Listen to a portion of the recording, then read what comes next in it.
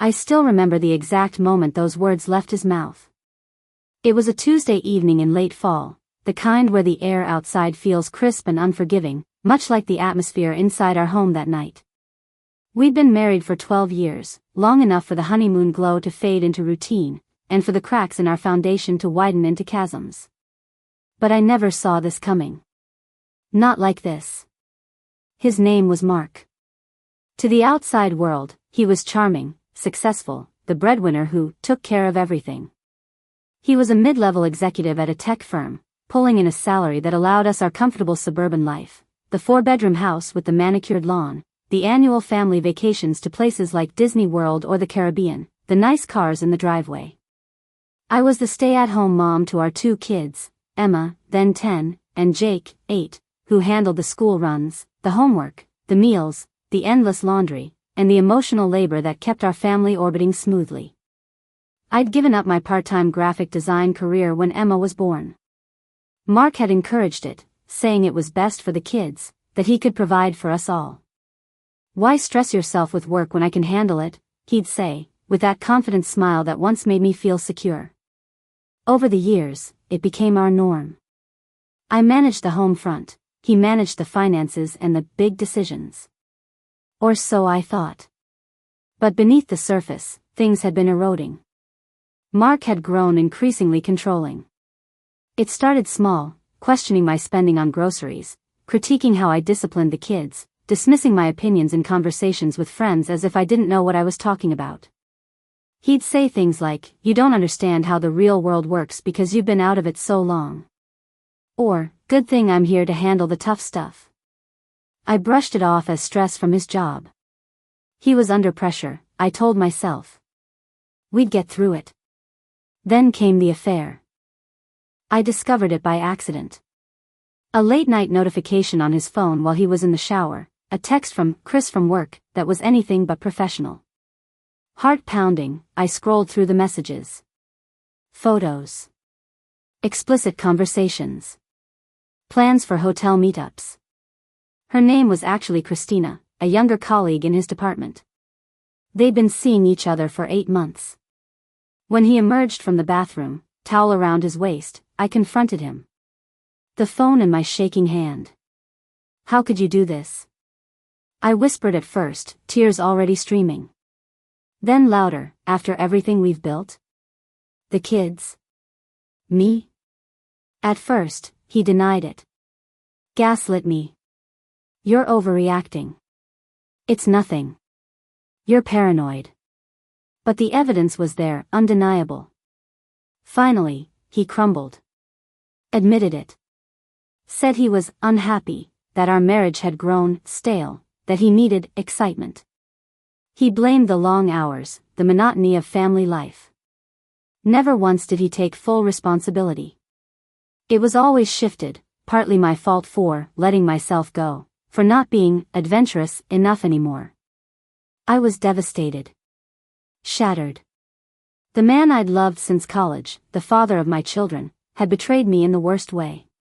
Nights blurred into days of crying in the bathroom so the kids wouldn't hear, pretending everything was fine at dinner, fielding questions from Emma like, "Why are you and Daddy fighting?" I begged him to end it. To go to counseling. To fight for us. "We can fix this," I pleaded. For the kids. For what we had. But Mark had already checked out. One evening, about a week after the discovery, we sat at the kitchen table after the kids were in bed. He looked at me coldly, no remorse in his eyes. "I'm done," he said flatly. "I've been unhappy for years.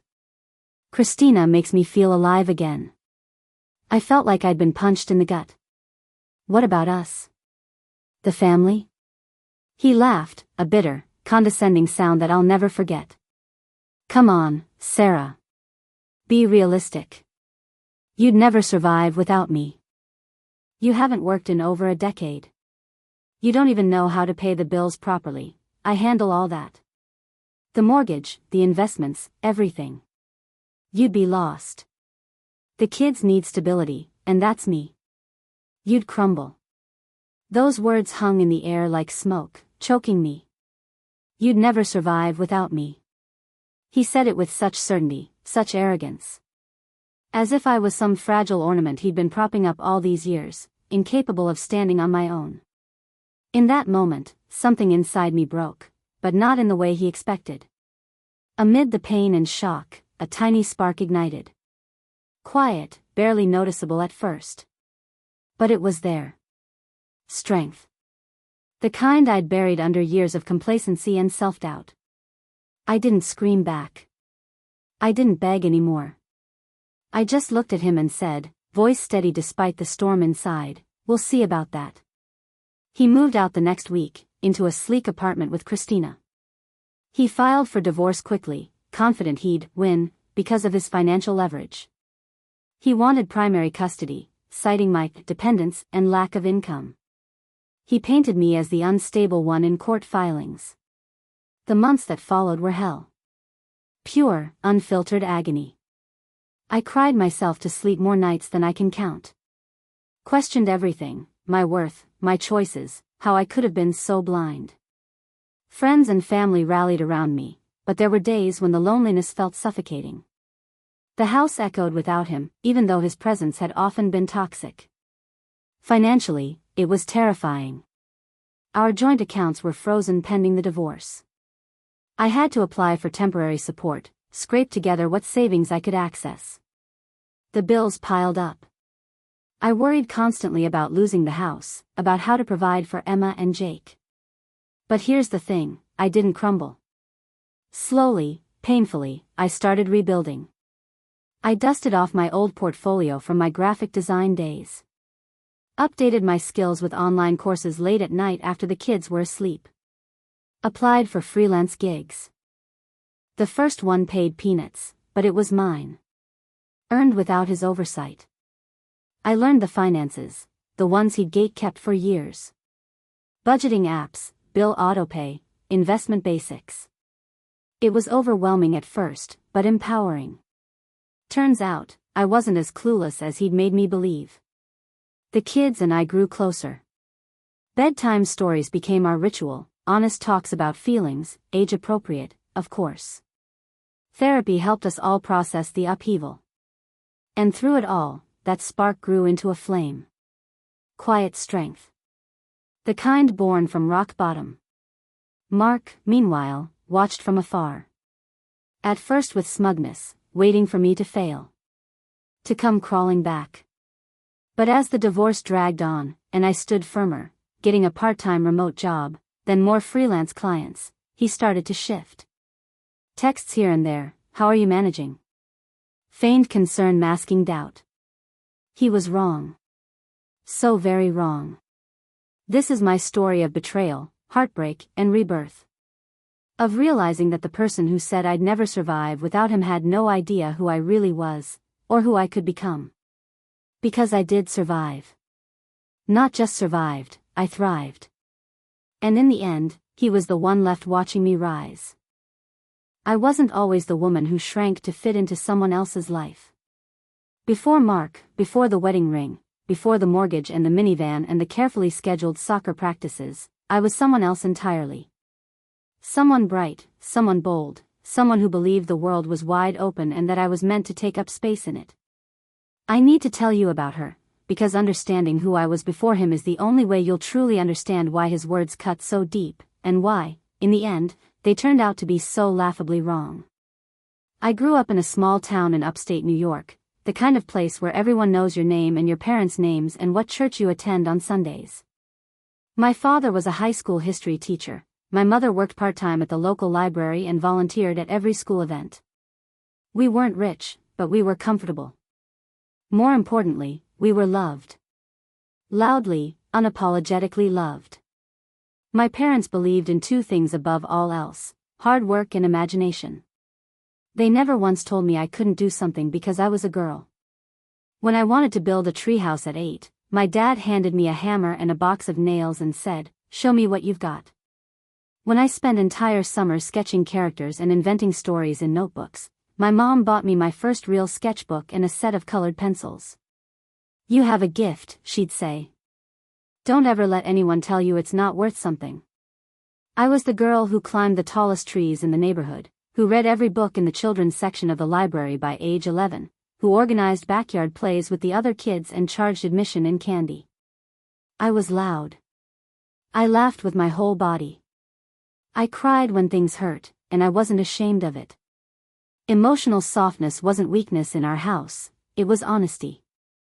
My mother used to say, "Feel everything, Sarah. The world needs people who can feel deeply." That's how we change things. By high school, I knew exactly what I wanted to be, a graphic designer. I loved the way art could tell stories without words. I loved fonts, color theory, the way a single image could make someone feel seen or understood. I spent hours on our clunky family computer teaching myself Photoshop and Illustrator from free tutorials. I won a regional art contest my junior year with a poster series about endangered animals. The prize was $500 and a feature in the local paper. My mother framed the article and hung it in the hallway where everyone could see it. I dreamed big, and my dreams weren't quiet. I wanted to live in a city, New York or Chicago or San Francisco. I wanted to work for a creative agency, design album covers, book jackets, campaigns that made people stop scrolling and feel something.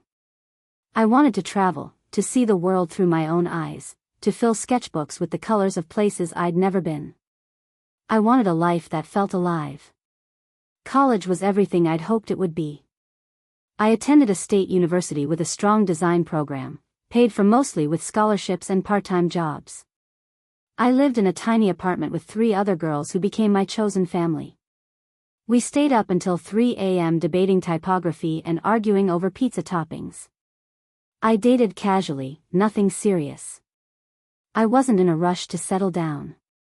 I was too busy building something, my portfolio, my confidence, my future. That's when I met Mark. He was in the business school, 2 years ahead of me. We met at a mutual friend's party. He was tall, confident, funny in that easy, charming way that made people gravitate toward him. He asked about my art, actually listened when I talked about it. He called me talented and driven. For the first time in my life, a man looked at me and saw ambition, not just prettiness. I fell hard and fast. We dated for 2 years. He graduated first and got a job in the city.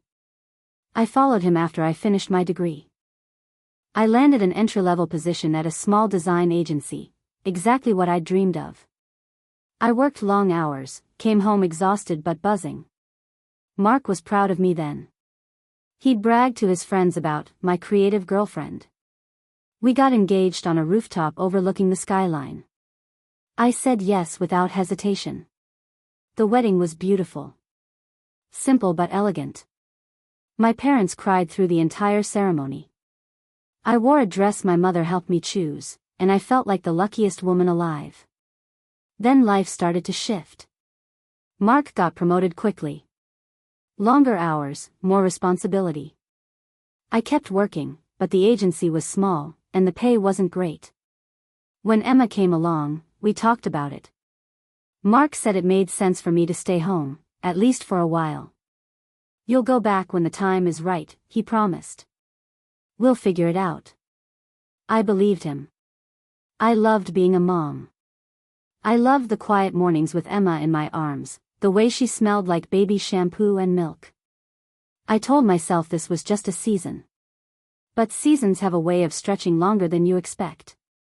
When Jake arrived 2 years later, the decision felt even more permanent. Mark's salary had doubled. We bought the house in the suburbs. I told myself I was choosing family over career. I told myself I was happy. The truth is, I was happy, for a while. I loved my children fiercely.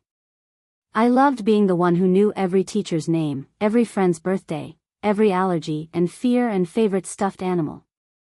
I poured myself into motherhood the way I used to pour myself into design.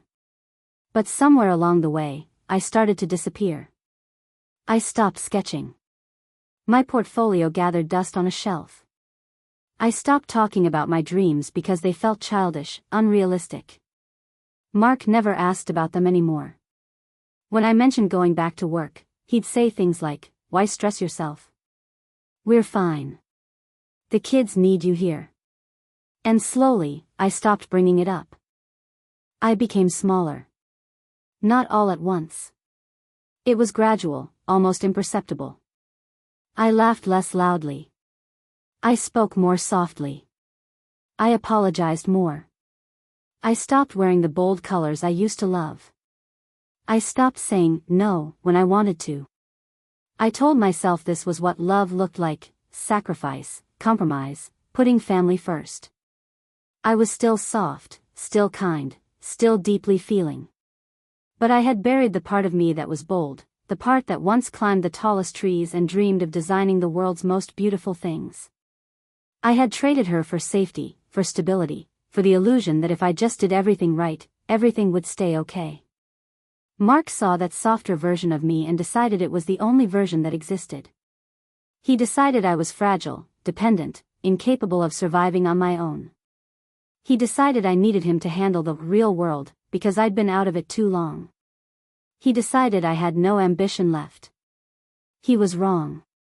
That girl, the one who climbed trees, who won art contests, who moved to the city with nothing but a suitcase and a dream, she never left. She was just waiting. Waiting for the moment when the pain became greater than the fear. Waiting for the betrayal to crack open the cage I'd helped build around her. When Mark said those words, "You'd never survive without me," he wasn't speaking to the woman standing in front of him. He was speaking to the version of me he had helped create, quiet, compliant, grateful.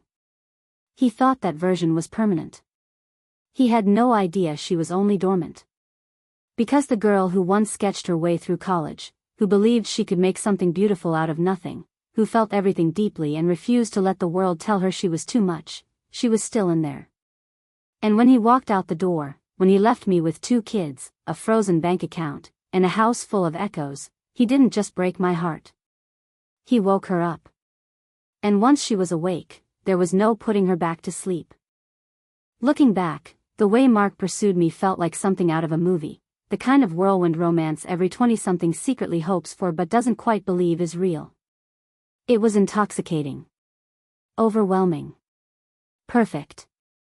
And that, I now know, was exactly the point. I was 21, in my junior year of college, buried in design projects and living off coffee and ramen in a cramped off-campus apartment. I'd just come off a string of casual dating disasters, guys who ghosted, guys who were intimidated by my ambition, guys who wanted a chill girl who didn't have opinions about kerning or negative space. I wasn't looking for anything serious. I was focused on my portfolio, on graduating with honors, on proving to myself that I could make it in the real world. Then Mark walked into that house party in early October. He was 23, finishing his MBA, and already carried himself like someone who had the world figured out. Tall, broad-shouldered, with an easy smile and eyes that seemed to lock onto you and only you in a crowded room. He wore a simple button-down shirt rolled up at the sleeves, but somehow looked effortlessly put together. When our mutual friend introduced us, he shook my hand like it mattered, looked me straight in the eye, and said, "So you're the artist everyone's been talking about." I laughed it off, but inside I melted a little. Most guys at those parties barely registered that I had a major, let alone remembered it 5 minutes later. We talked for hours that night. Not small talk, real talk. I told him about my dreams of moving to a big city, working on campaigns that changed how people saw the world. He told me about his plans to climb the corporate ladder, to build something stable and secure. He listened. Really listened. Asked follow-up questions. Said things like, "That's brilliant," and "You're going to be huge one day, I can tell."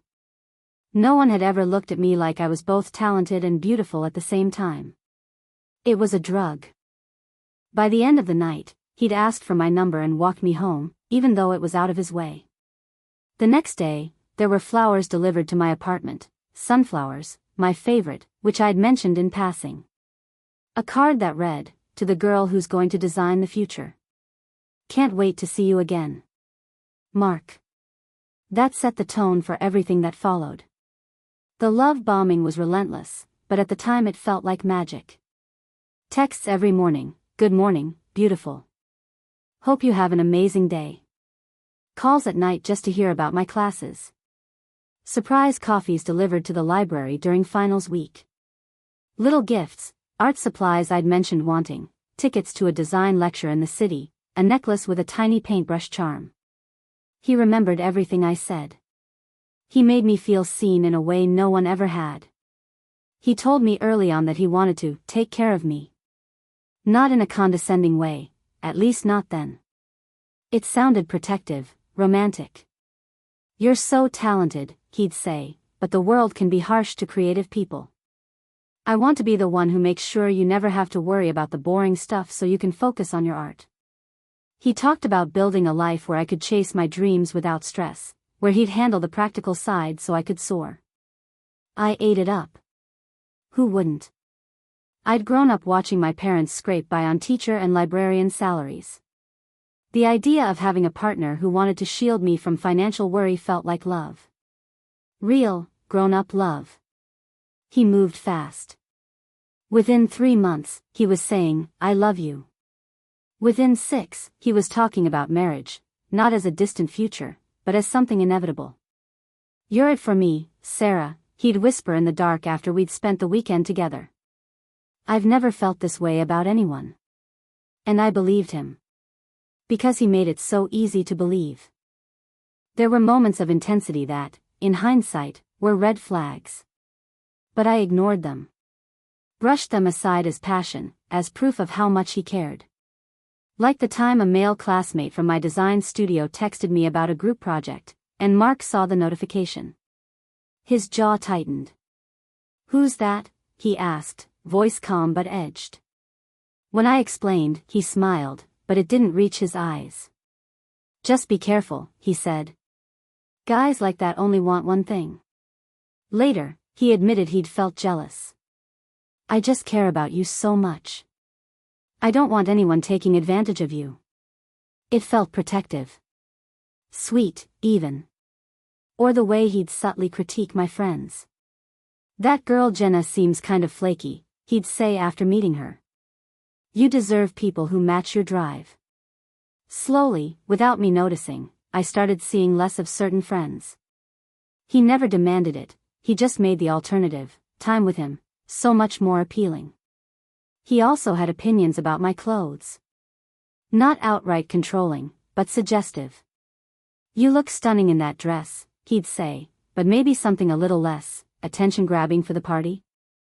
"I don't want other guys staring at what's mine." I'd laugh, change into something more conservative. I told myself it was because he found me desirable. That he couldn't stand the thought of sharing me. He positioned himself as my protector, my biggest fan, my safe harbor. When I had a bad critique in class, he was there with wine and encouragement. When I worried about job prospects after graduation, he reassured me, "You're too good to struggle. And even if you do, I'll be there. I've got you." After I graduated, when I was sending out resumes and getting radio silence, he was the one who said, "Move in with me. Save money on rent. Focus on building your portfolio instead of stressing about bills." It made sense. It felt like love. He got the job offer in the city first. A good one. When I hesitated about following him, worried about leaving my network, starting over, he looked wounded. "I thought we were building a life together," he said. "Don't you trust me? Don't you want this as much as I do?" Of course I did. So I moved. I took the entry-level job at the small agency. I told myself it was temporary. That once we were settled, everything would fall into place. The proposal came a year later, on a rooftop at sunset. He'd planned everything, my favorite restaurant first, then up to the roof with string lights and champagne. He got down on one knee and said all the right things, how I was his best friend, his muse, the person who made him want to be better. How he couldn't imagine a future without me in it. How he wanted to spend his life making me happy. I cried. I said yes. I posted the ring photo online and watched the likes pour in. Everyone said we were perfect together. My parents loved him. My friends adored him. He charmed everyone. And why wouldn't he? He was attentive, successful, devoted. He talked about family like it was sacred. He said he couldn't wait to have kids with me, to build something lasting. I trusted him completely. Because he'd spent years proving he was trustworthy. Because he'd made me feel like the center of his universe. Because he'd convinced me that his intensity was love, that his protectiveness was care, that his vision for our future was shared. I didn't see that the foundation was already uneven. That in making me feel safe, he'd also made me dependent. That in shielding me from the harsh world, he'd slowly convinced me I needed the shield. That in loving me so fiercely, he'd started to own me.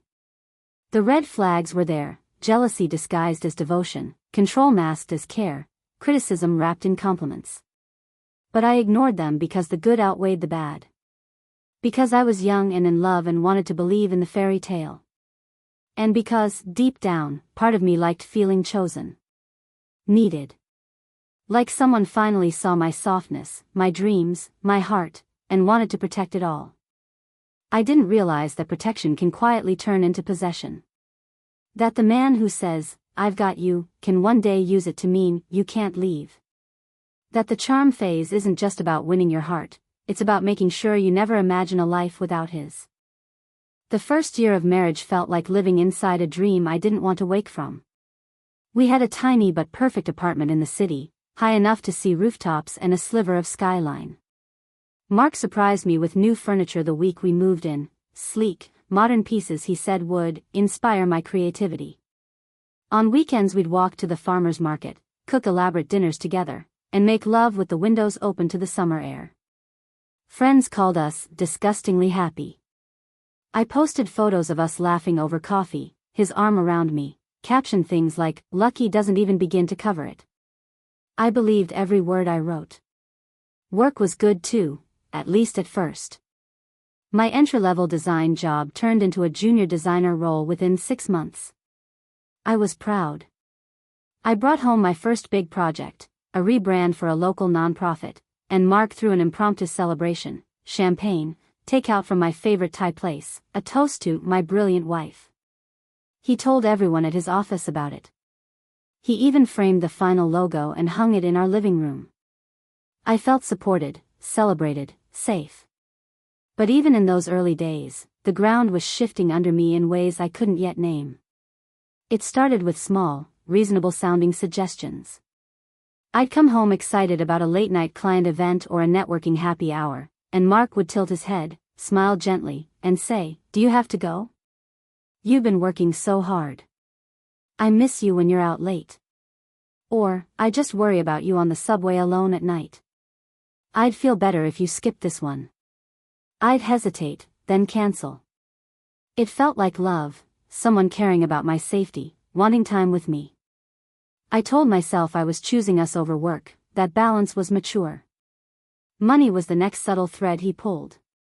We merged our finances almost immediately after the wedding. Mark handled the budgeting app, the bills, the investments. "You're the creative one," he'd say, kissing my forehead. "Let me take the boring stuff off your plate." I was grateful. Numbers stressed me out anyway. But slowly, I stopped knowing exactly how much was in our accounts. I'd mention wanting to buy new design software, and he'd say, "Let's talk about it later, things are tight this month." Later never came. Instead, he'd surprise me with the software himself, presented like a gift. I felt spoiled, not controlled. The compliments started to have edges. "You look incredible in that skirt," he'd say, "but maybe pair it with a longer top. I don't want other guys getting the wrong idea at work." I'd change. Or he'd see me stressed about a deadline and say, "You're too talented for this place. They don't deserve you. Maybe think about something with better hours, something that doesn't exhaust you." I began to doubt my job, my choices. I started apologizing for being difficult when I was just tired or frustrated. He never raised his voice. That was the trick. Everything was delivered with concern, with love, with that calm, reasonable tone that made disagreement feel childish. If I pushed back, even gently, he'd look hurt. "I'm just trying to help you," he'd say quietly. "I only want what's best for us." And I'd fold. Because I loved him. Because I didn't want to hurt him. Because I was starting to believe he knew better.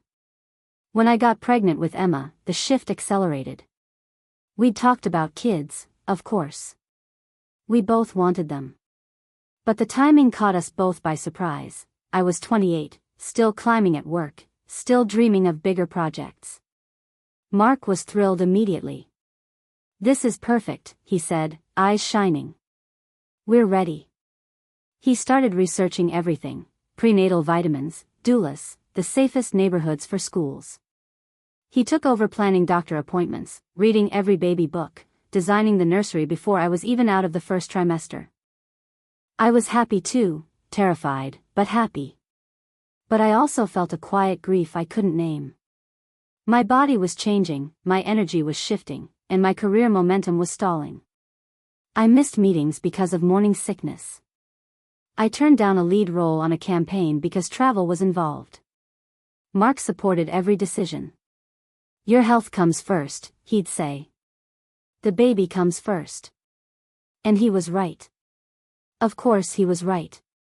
When my boss gently suggested I consider maternity leave earlier than planned, Mark was the one who said, "Maybe this is a sign. You've been killing yourself. Imagine being home with our daughter, no stress, just you two bonding." He painted a beautiful picture: me with Emma, art on the side, a life without deadlines or office politics. He talked about how he'd provide, how I'd never have to worry. "I've got us," he promised. I said yes to leaving work temporarily. I told myself I could freelance later. I told myself this was what I wanted too. After Emma was born, the world narrowed in the most beautiful and suffocating way. I fell deeply, achingly in love with her. Mark was an attentive dad, home every evening, hands-on with baths and bottles. He took 2 weeks of paternity leave and doted on us both. Friends brought meals, my parents visited, and for a while everything felt golden. But I was alone most days. Exhausted.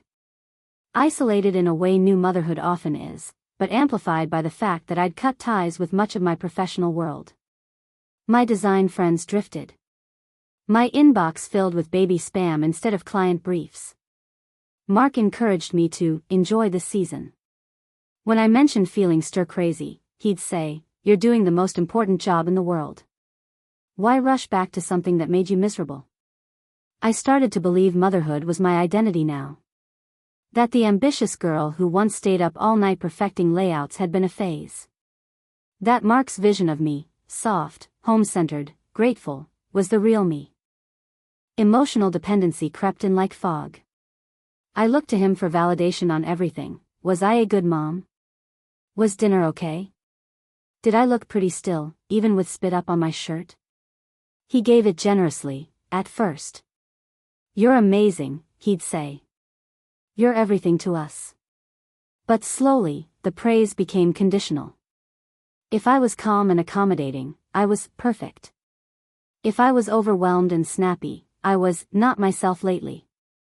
If I talked about missing work, he'd look disappointed. "I thought you were happy here with Emma."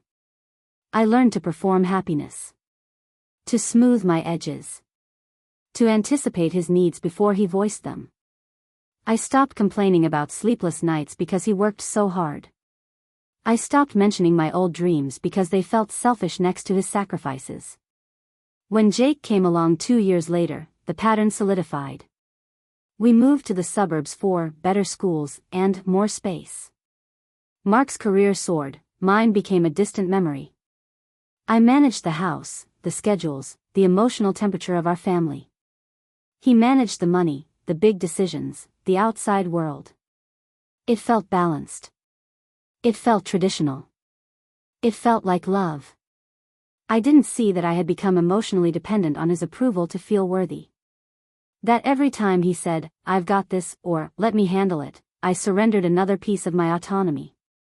That the subtle control had become a cage with velvet walls, so comfortable I didn't notice the bars. I still loved him. Fiercely. I still believed we were a team. I still thought the unease I sometimes felt was my fault: hormones, exhaustion, ingratitude. The illusions were perfect because they were built on half-truths. He did provide. He did love the kids. He did make life easier in many ways. And I did choose this. At every step, I chose it. But choice made under slow, steady pressure isn't truly choice. By the time he uttered those fatal words, "You'd never survive without me," I had been conditioned to half believe them. I had internalized the story he'd been telling for years, that I was softer, gentler, less capable of the real world. That I needed him to navigate it. The marriage that was supposed to be my safe harbor had quietly, gradually reshaped me into someone who no longer trusted her own strength. But the reshaping wasn't permanent. Because somewhere beneath the layers of doubt and dependence, the girl who once dreamed big was still breathing. Waiting. By the time Jake turned 3, the marriage I thought was solid had become something else entirely, something I couldn't yet name, but that I felt in my bones every single day. The warmth had cooled into something colder, more calculated. Mark's love, once lavish and loud, had turned conditional. Quiet. Weaponized. It didn't happen overnight. It never does. It was death by 1,000 tiny cuts, each one so small I barely noticed the bleeding until I was weak from blood loss. The gaslighting started with little things so minor I felt crazy for even questioning them. I'd mention something he'd said or done, and he'd look at me with genuine confusion. "I never said that, Sarah. You must have misheard. Or, you're remembering it wrong. I was complimenting you." At first, I'd backtrack. Apologize. "Maybe I'm just tired," I'd say, rubbing my temples. Motherhood is exhausting, after all. Sleep deprivation plays tricks on the mind. I told myself it was me. But it escalated. I'd find receipts for dinners I didn't know about, or notice late nights that didn't add up. When I asked, gently, carefully, he'd sigh like I was burdening him. "You're being paranoid again. I told you I had drinks with the team. Why do you always assume the worst?" He'd turn it around so smoothly. "If you don't trust me, that's on you. I'm out there working to give you this life, and you're accusing me?" I started doubting my own memory. My own sanity. I'd replay conversations in my head at 2 a.m., trying to piece together what was real. I stopped bringing things up. It was easier to stay quiet than to be told I was overreacting, or hormonal, or making problems where there aren't any. Isolation came next, slow and deliberate. I'd already drifted from most of my old design friends after quitting work. But now, even the mom friends I'd made through preschool and playgroups started to feel distant. Mark had opinions about all of them. "That Lisa is so negative. Why do you let her dump her drama on you?" Or, "Jen's husband is sketchy. I don't like you spending so much time with her." He never forbade me from seeing anyone. He was too smart for that. He just made every invitation feel like a chore. "Do you have to go to another coffee date? The kids miss you. I miss you." I canceled plans. Again and again. I told myself I was being a better wife, a better mom. That prioritizing family was mature. But the truth was, my world shrank to the size of our house, the school drop-off line, and the grocery store. Mark was my only adult interaction most days. My only sounding board. My only mirror. Financial control tightened like a noose I'd helped tie myself. Early on, I'd been grateful he handled the money. But now, access became a privilege. I had a credit card for household expenses, but he reviewed the statements monthly. "Why did you spend $80 at Target last week?" he'd ask, eyebrow raised. "We're trying to save for the kids' college funds." I'd stammer through explanations: toilet paper, snacks for Jake's class, a new pair of sneakers because Emma's feet had grown again. Normal things. But under his scrutiny, they felt frivolous. Wasteful. If I wanted something for myself, a new sketchbook, a class, even a haircut, he'd hesitate. "Do we really need that right now?" The question wasn't about money, we could afford it. It was about permission. Slowly, I stopped asking. I stopped wanting. I told myself I didn't need those things anyway. He'd give me an allowance in cash for small personal expenses. So you don't have to track every little thing, he said, smiling like it was thoughtful. But it made me feel like a child. I'd hide small purchases, then feel guilty. I'd already drifted from most of my old design friends after quitting work. But now, even the mom friends I'd made through preschool and playgroups started to feel distant. Mark had opinions about all of them. That Lisa is so negative, why do you let her dump her drama on you? Or, Jen's husband is sketchy. I don't like you spending so much time with her. He never forbade me from seeing anyone, he was too smart for that. He just made every invitation feel like a chore. Do you have to go to another coffee date? The kids miss you. I miss you. I canceled plans. Again and again. I told myself I was being a better wife, a better mom. That prioritizing family was mature. But the truth was, my world shrank to the size of our house, the school drop-off line, and the grocery store. Mark was my only adult interaction most days. My only sounding board. My only mirror. Financial control tightened like a noose I'd helped tie myself. Early on, I'd been grateful he handled the money. But now, access became a privilege.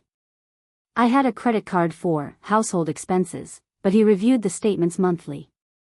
Why did you spend $80 at Target last week? He'd ask, eyebrow raised. We're trying to save for the kids' college funds. I'd stammer through explanations, toilet paper, snacks for Jake's class, a new pair of sneakers because Emma's feet had grown again. Normal things. But under his scrutiny, they felt frivolous. Wasteful. If I wanted something for myself, a new sketchbook, a class, even a haircut, he'd hesitate. Do we really need that right now? The question wasn't about money, we could afford it. It was about permission. Slowly, I stopped asking. I stopped wanting. I told myself I didn't need those things anyway. He'd give me an allowance in cash for small personal expenses. So you don't have to track every little thing, he said, smiling like it was thoughtful. But it made me feel like a child. I'd hide small purchases, then feel guilty. I stopped buying anything that wasn't strictly necessary. My confidence eroded in layers. He'd compliment me less and critique me more. Not cruelly, never outright cruel. Just enough to chip away. You've been snappy lately, he'd say after I'd had a hard day. The kids notice. Or, you used to be so put together. I miss that version of you. He'd compare me to other wives. Christina's wife runs marathons and works full-time. She makes it look easy. Said casually, like admiration. But it landed like judgment. When I tried to talk about feeling lost, he'd listen for a minute, then redirect. You have everything you wanted, a beautiful home, healthy kids, no stress from a job. Most women would kill for this. The implication was clear, my unhappiness was ingratitude. My fault. I started believing I was the problem. Too sensitive. Too needy. Too much and not enough at the same time. I apologized constantly, for being tired, for crying, for wanting more than what I had. I dimmed myself to keep the peace. The worst part? He still had moments of kindness. Flowers on random Tuesdays. Taking the kids so I could nap. Telling me I was a great mom. Those moments kept me tethered. Kept me hoping. Kept me convinced that if I just tried harder, if I was calmer, prettier, more organized, more grateful, he'd go back to being the man who once sent sunflowers to my apartment. But that man was gone. Or maybe he'd never fully existed. By the time I discovered the affair, I was a shadow of myself. I doubted my instincts, my memory, my worth. I had no savings in my name, no recent work experience, no close friends to confide in. I was exactly where he needed me to be, dependent, isolated, unsure. When he said, "You'd never survive without me," it didn't feel like arrogance in that moment. It felt like truth. He'd spent years making sure I believed it. But here's what he didn't count on: rock bottom has a way of waking you up. When you've been stripped of everything, your confidence, your voice, your independence, you realize how much strength it actually took to survive the stripping.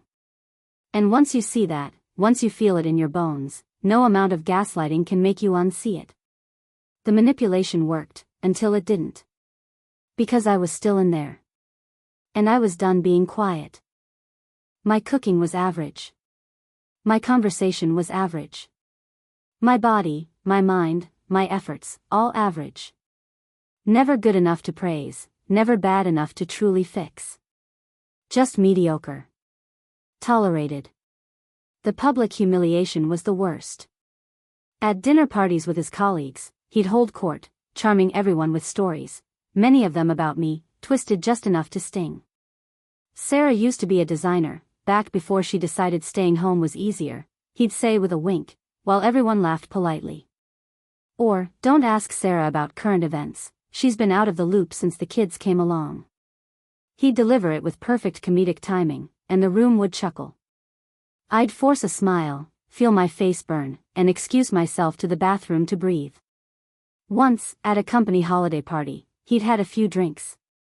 I was wearing a red dress I'd bought on sale, something I'd felt pretty in for the first time in years. He leaned over during dinner and said, loud enough for the table to hear, "Careful with the dessert, hon, that dress doesn't have much forgiveness." The table went quiet for a beat, then someone changed the subject. I stared at my plate the rest of the night. On the drive home, he apologized. "I was just joking. You're too sensitive." I nodded. Said it was fine. Cried silently in the passenger seat with my face turned toward the window. The silent crying became ritual. I mastered it. In the shower, so the water masked the sound. In the laundry room, folding tiny clothes while tears dripped onto superhero t-shirts. In the car after school drop-off, sitting in the parking lot until I could pull myself together. I never let the kids see. I never let him see. Crying openly would have been ammunition, see? You're so emotional. So unstable. So I swallowed it. Night after night. He mocked my dreams if I dared mention them. The physical bruises I never had. Mark never raised a hand to me, not once. He didn't need to. His words were sharper, more precise, and they left marks no one could see. They sank into my skin and stayed there, festering long after the conversations ended.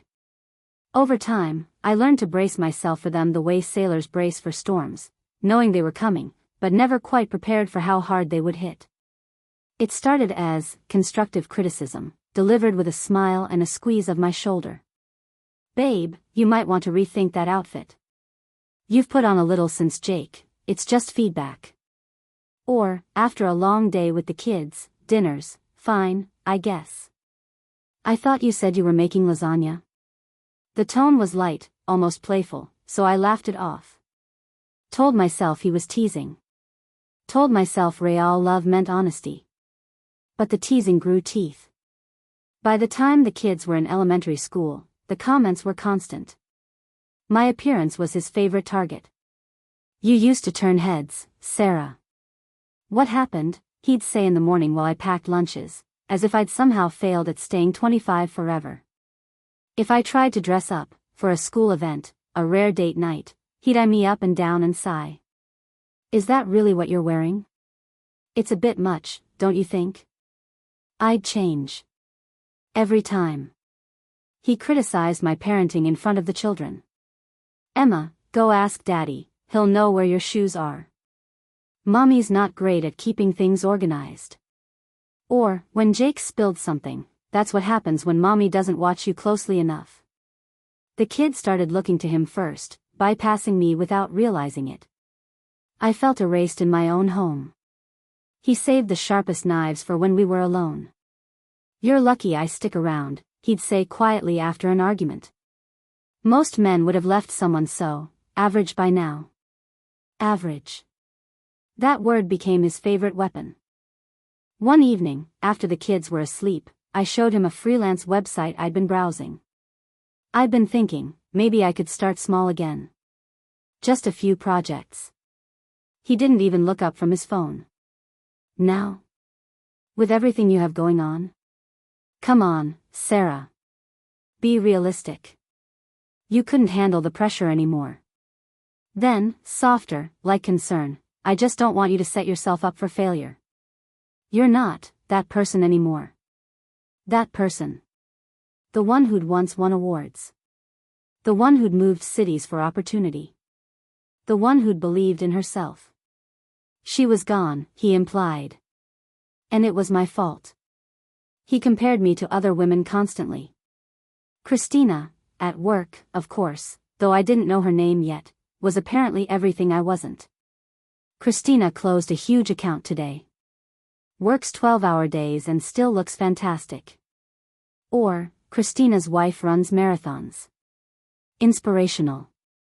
Never direct enough to confront, just enough to make me feel small. When I gained 10 pounds after a rough winter, he stopped touching me. Not dramatically, just gradually. Less affection, less sex, less anything. If I initiated, he'd say he was tired. Stressed. It's not you, he'd lie. But then, in the same week, maybe if you got back to the gym, I started running at 5 a.m. so the kids wouldn't notice. He never commented on the effort. The insults weren't always loud. Some of the cruelest were whispers. You're so lucky I handle everything, he'd murmur while paying bills. You'd be lost without me. You're not exactly bringing anything to the table these days. No one else would put up with this. This. Me. My existence. I began to believe him.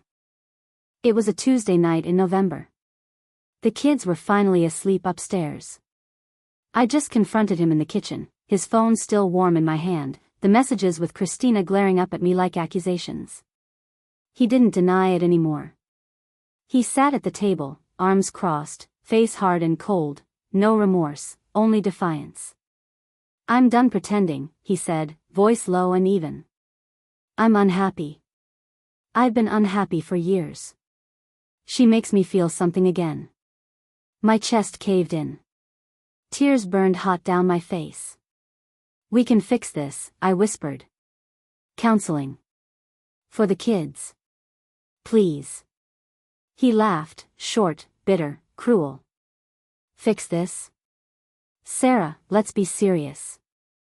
He leaned forward, eyes locked on mine, tone dripping with pity and certainty. You'd never survive without me. You haven't worked in over a decade. You don't even know how the bills get paid. The mortgage, the accounts, everything. You'd be completely lost. The words landed like a slap. Silence swallowed the room. I felt myself collapse inside, small, worthless, terrified. Everything he'd whispered for years suddenly screamed as truth. Then, deep beneath the wreckage, something shifted. A flicker. Not rage. Not yet. Just a quiet, defiant spark. Watch me. It was a Tuesday night in November. The kids were finally asleep upstairs. I just confronted him in the kitchen, his phone still warm in my hand, the messages with Christina glaring up at me like accusations. He didn't deny it anymore. He sat at the table, arms crossed, face hard and cold, no remorse, only defiance. I'm done pretending, he said, voice low and even. I'm unhappy. I've been unhappy for years. She makes me feel something again. My chest caved in. Tears burned hot down my face. We can fix this, I whispered. Counseling. For the kids. Please. He laughed, short, bitter, cruel. Fix this? Sarah, let's be serious. He leaned forward, eyes locked on mine, tone dripping with pity and certainty. You'd never survive without me. You haven't worked in over a decade. You don't even know how the bills get paid. The mortgage, the accounts, everything. You'd be completely lost. The words landed like a slap. Silence swallowed the room.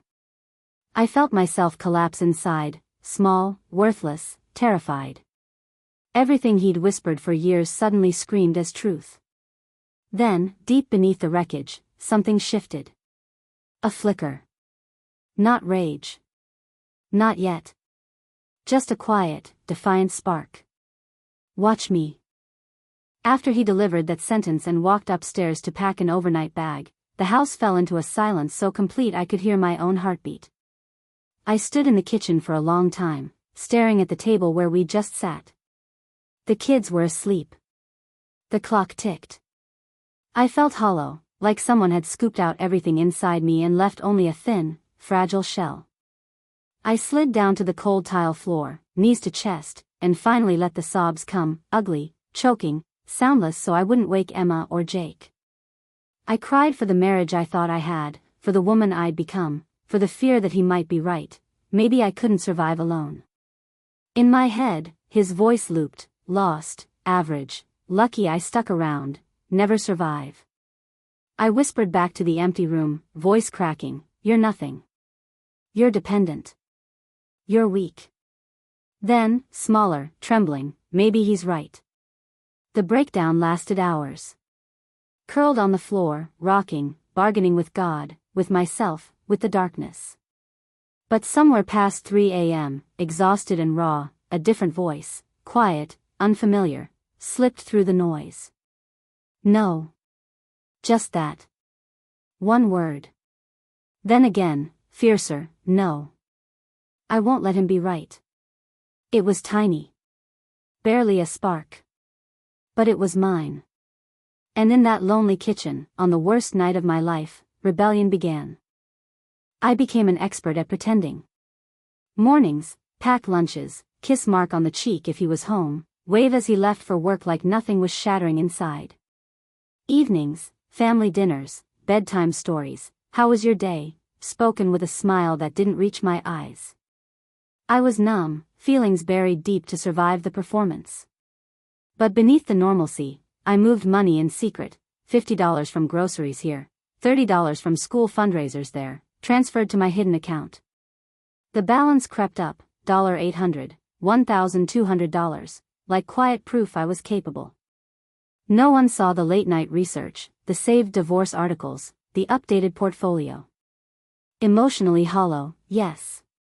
But a secret strength was growing, steady, silent, unbreakable. I was preparing to disappear on my own terms. 2 years have passed since that Tuesday night in November. The divorce was ugly, just as fear predicted. Mark fought for everything, the house, primary custody, even the dog we'd adopted together. He painted me as unstable, dependent, unfit. His lawyer paraded my lack of recent income like a smoking gun. There were days in mediation when I sat across from him, watching that familiar smugness in his eyes, and felt the old panic rise. Days when I wondered if I'd made a catastrophic mistake. But I had evidence now. Years of subtle financial control documented. Texts he'd sent in anger that showed his true colors. Witnesses, therapists, teachers, even a neighbor, who testified to my role as the steady parent. And I had something he never expected, a growing freelance business.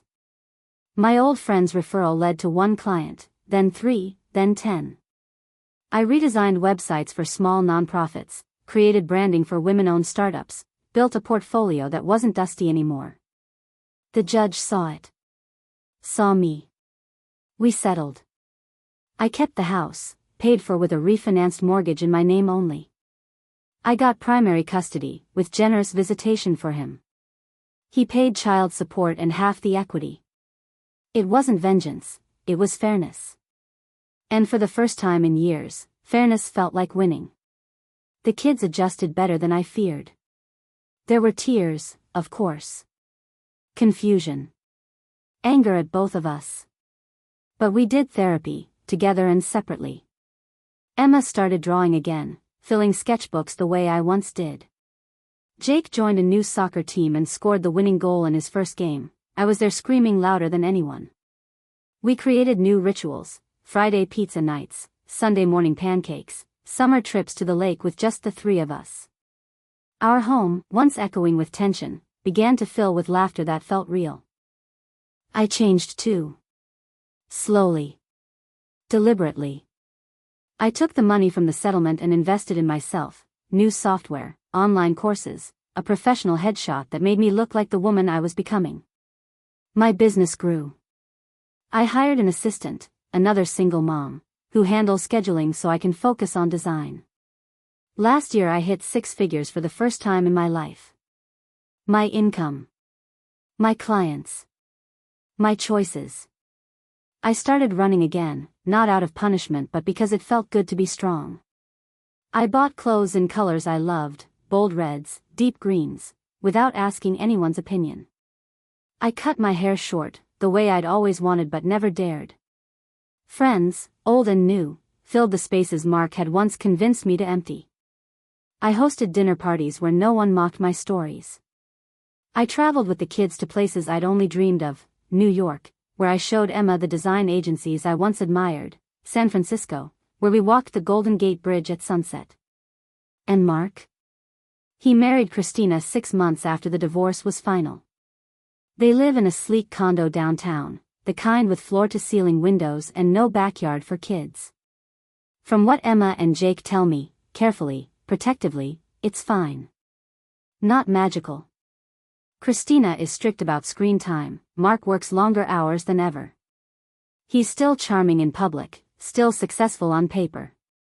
But sometimes, when he picks up the kids, I catch him looking at our house, at the lights on in the kitchen, the basketball hoop in the driveway, the flowers I planted myself, and there's something in his eyes I recognize. Regret, maybe.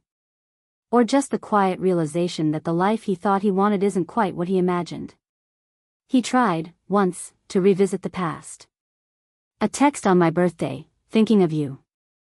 You look great, by the way. The kids say you're killing it. I didn't respond. Not out of bitterness. Just because I no longer needed his validation to know it was true. I'm dating now. Not seriously, yet. A man I met through a client, kind, funny, creative, divorced with a daughter Emma's age. He looks at me like I'm capable, not fragile. Like I'm a partner, not a project. We take it slow. The kids like him. I like how he makes me laugh until my stomach hurts.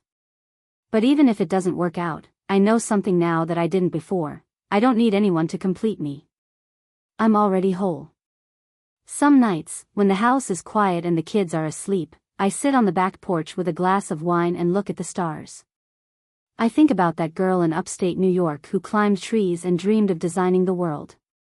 I think about the woman on the kitchen floor 2 years ago, convinced she was nothing. And I feel a deep, steady gratitude, for the pain that woke me, for the fear that tested me, for the strength I didn't know I had until I had no choice but to use it. I am calm now. Not the numb calm of suppression, but the quiet confidence of someone who has walked through fire and come out the other side intact. Stronger. Clearer. Freer. I survived. Not just survived, built something better. A life that is mine. A home filled with love that doesn't demand I shrink to receive it. A career that lights me up the way it did when I was 21. Children who see their mother as capable, resilient, joyful. And on the days when doubt creeps in, because it still does, sometimes, I remember that Tuesday night. I remember his voice, cold and certain, you'd never survive without me. I smile now when I think of it. Because he was wrong. Spectacularly, undeniably wrong. And I am living proof. So to every woman who has ever been told she is too soft, too dependent, too much or not enough, to every woman curled on a cold floor wondering if she can do it alone, listen to me. You can. You will. Not because it's easy. Not because the world will suddenly be kind. But because the strength you think he took. It was never his to take. It was always yours. Waiting. And when you finally stand up, dust yourself off, and walk forward on your own terms, you will look back at the woman you were and realize something extraordinary. She didn't just survive without him. She became someone he never even knew existed. The version of you he said would never make it. She's the one who made it anyway. And she is magnificent.